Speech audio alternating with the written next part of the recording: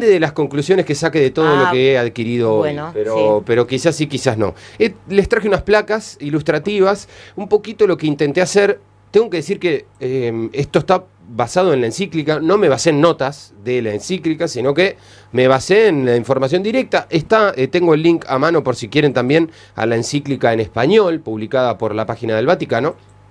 Así que cuando quiera el Facu nomás, arrancamos con la primera placa. Vamos a hablar de Magnifica Humanitas. Magnífica humanidad. Ni más ni menos. ¿Qué significa? Humanidad magnífica. Gracias, Mario, por el coro. Magnífica humanidad. La bajada de este título tiene que ver con un poquito de qué va a tratar. Y fíjense que va de lleno, porque dice sobre la custodia de la persona humana en el tiempo de la inteligencia artificial. Ya mete el concepto de inteligencia artificial dentro de lo que podríamos marcar casi como un título, ¿no? Porque es la bajadita, pero es lo primero que aparecía. León XIV nos propone hablar de la inteligencia artificial y se mete de lleno con la actualidad, con lo que considera que hoy en la sociedad está pasando. Vamos a saber por qué es así, pero ya podemos pasar a la próxima para ir un poquito con la explicación de por qué esto, por qué se mete con este tema León XIV. Porque se para en lo hecho y dicho específicamente por León XIII, por su antecesor en el linaje de nombres, y esto siempre es importante. ¿Y por qué no nos pasó tanto con Francisco? Porque era el primero de su nombre. Y en realidad él marcó la primera línea franciscana para la iglesia como papa, entonces no tenía esto. Pero es normal que los papas elijan su nombre o por una doctrina en particular o por sus antecesores. Bueno, León XIV lo que quiere continuar es lo que planteó León XIII. ¿Quién? Bueno, el padre de la doctrina social de la iglesia, León XIII. La doctrina social de la iglesia, que es básicamente conjunto de enseñanzas éticas y morales de la iglesia católica sobre la vida en sociedad. Básicamente quieren aplicar el evangelio, pero en desafíos sociales. No es solo teórico, lo llevan un poco al barrio. La doctrina social de la iglesia un poco quiso volver a esa base de la iglesia del pueblo, de la iglesia que está preocupada por lo que está pasando en su sociedad actual, ¿no? Tratar de ser contemporáneos a lo que pasa a los más necesitados en su presente.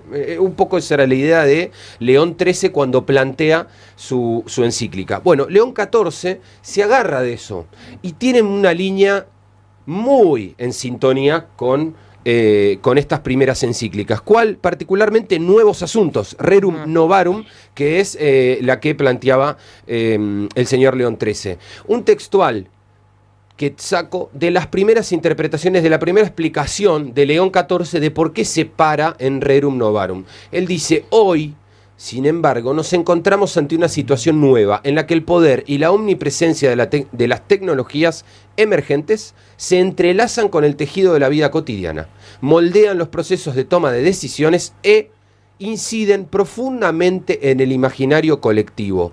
Nunca la humanidad tuvo tanto poder sobre sí misma, es lo que dice León XIV. ¿A qué se refiere? Bueno, un poco a cómo la inteligencia artificial como un disparador, pero como una parte de ¿qué? De una tecnología superior que tiene que ver con la digitalidad, con las redes sociales, que tiene que ver con los celulares, que tiene que ver con distintos actores de esta tecnología, pero que lo que él dice es, ojo, porque esto está mucho más metido en el ser humano de lo que pensamos y hablamos o creemos.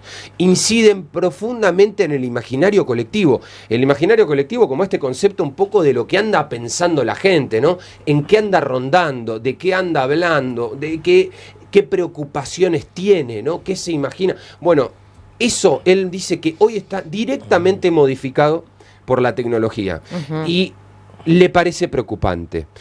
Pasamos a la próxima placa y es un poco la que nos marca como la línea más bíblica de esta encíclica. Para la próxima, Facu, te acomodo el formato, porque la verdad no ocupa mucho, tenés que sacar todo. Vamos de a poquito, le vamos dando forma de a poco. Él agarra me sale dos recortes bíblicos. ¿Cuál sería la palabra correcta? No me voy a acordar ahora. Bueno, perdón. Dos pasajes de la Biblia. Ahí está. No, bueno, ojo, ahí está. No me quemes, no me adelantes, por favor, Facu. Ahí está, gracias. Muy bien, muy bien. Utiliza dos pasajes de la Biblia. El primero, el que refiere a la historia de la Torre de Babel, conocida, ahora repasamos por arriba, pero la otra es la reconstrucción de los muros de Jerusalén. Él plantea que hoy el planeta se encuentra en una situación donde puede elegir si encara la Torre de Babel o encara la reconstrucción de los muros de Jerusalén. ¿A qué se refiere? Bueno, la Torre de Babel es una búsqueda colectiva, lo cual se comparte en las dos historias, pero ¿qué es lo que busca? Bueno, la automatización, la simplificación, llegar al cielo, ya estar conectados, tierra y cielo, un solo lugar, un solo idioma. Era una búsqueda que tenía como una cosa, ¿viste? Y vos decís, che, bueno, bonita. Bueno, pero el resultado de la Torre de Babel es, para quien no la recuerda, un poco surge en todos los idiomas. La gente se deja de entender. Los seres humanos ya no se comprenden entre sí. ¿Por qué? Y porque un poco lo que dice, en este caso León XIV, la búsqueda no tenía que ver con lo compartido, con lo colectivo. Era una búsqueda que solo buscaba simplificar, eficiencia, sin tener en cuenta a cambio de qué dejaba de lado, ¿no? Porque habla de la importancia, el valor, la riqueza de la diversidad. Entonces, un poco la Torre de Babel era una tecnología, era construcción, era algo que se pensaba como un paso adelante, pero que más allá de esas búsquedas dejaba en el camino cosas muy importantes. En cambio, en la reconstrucción de los muros de Jerusalén, lo marca como un ejemplo de ¿qué? De que lo primero que se reconstruye en esa historia son los vínculos.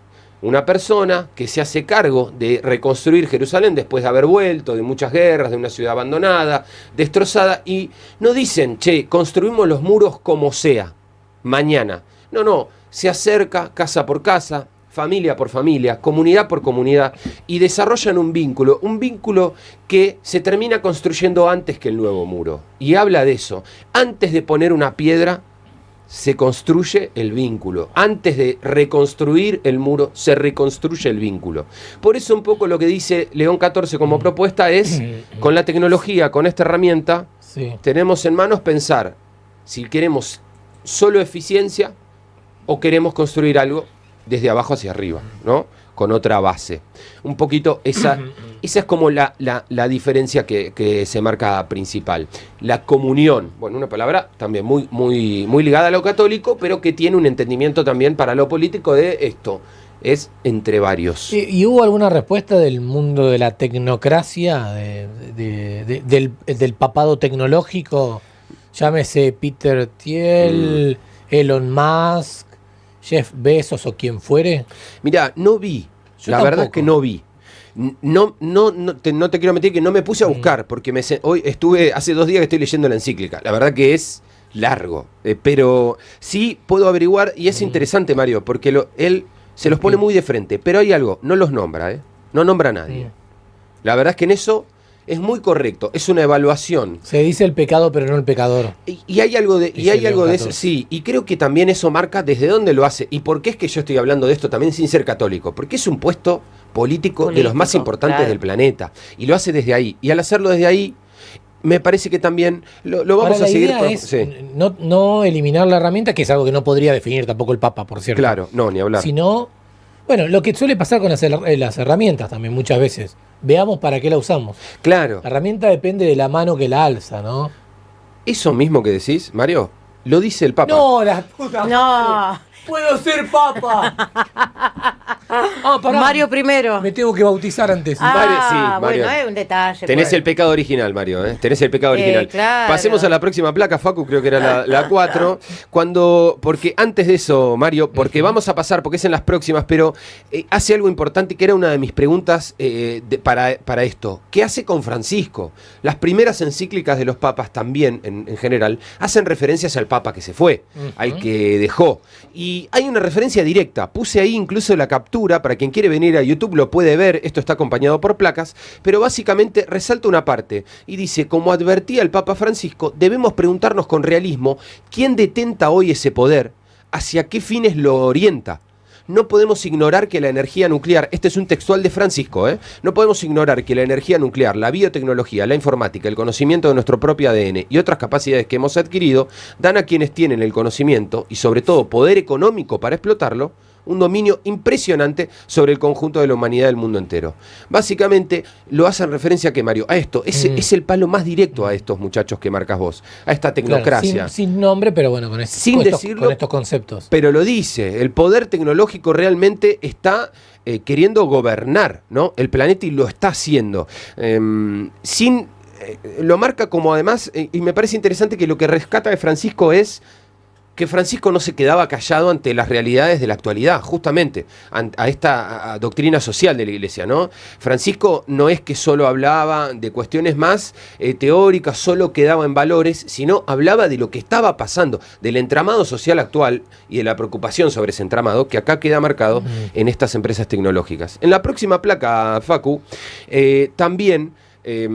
bueno, y habla del privado en ese sentido, pero es una acotación aparte del hecho de decir que cuando todo está tan en el privado y nadie tiene un control sobre eso, a veces se pierde un poco estas búsquedas que tenemos sociales, que no van solo en decisiones individuales, ¿no?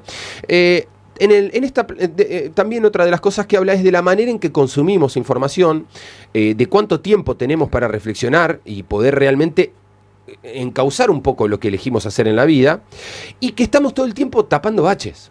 Todo el tiempo estamos yendo tras la emergencia. Él dice, en otro textual dice, si nos limitamos a las circunstancias contingentes, corremos el riesgo de dejar que la sucesión de emergencias decida por nosotros la dirección del camino.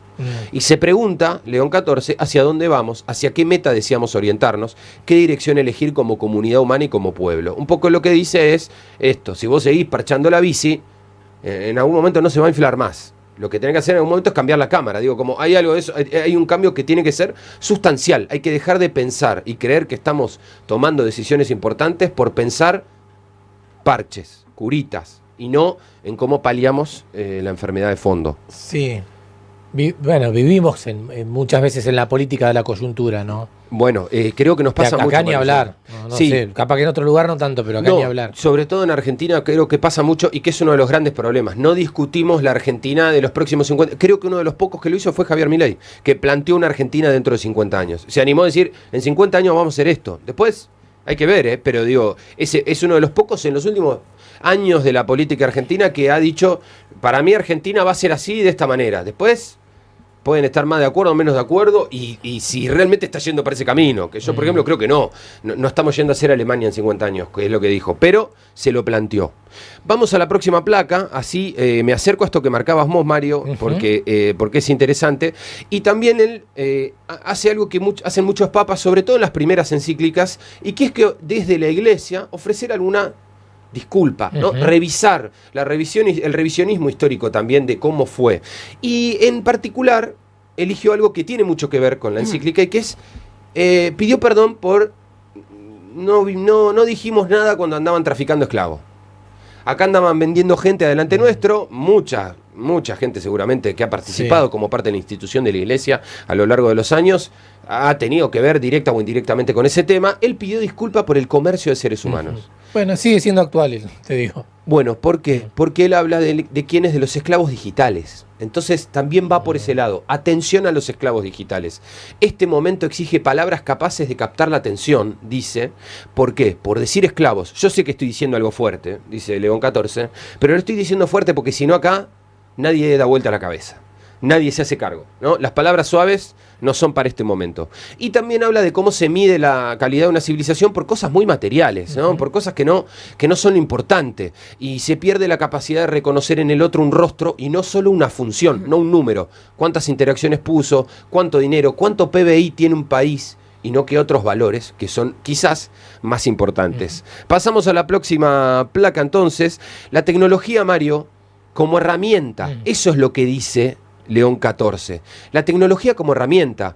Realmente es necesario que sirva para algo de eso. Y remarca el hecho de cómo es tan importante, y yo acá lo sentí un poquito Miriam Bregman a León XIV, tengo que decirlo. León Tolstoy. Me parece que para aquellos ortodoxos de la Iglesia Católica, católicos practicantes más ortodoxos, no les va a gustar esto, pero él considera que faltan más cuestiones que son derechos, y que tienen que ser derechos adquiridos, derechos que tienen que ser parte de la gente, tienen que ser de todos.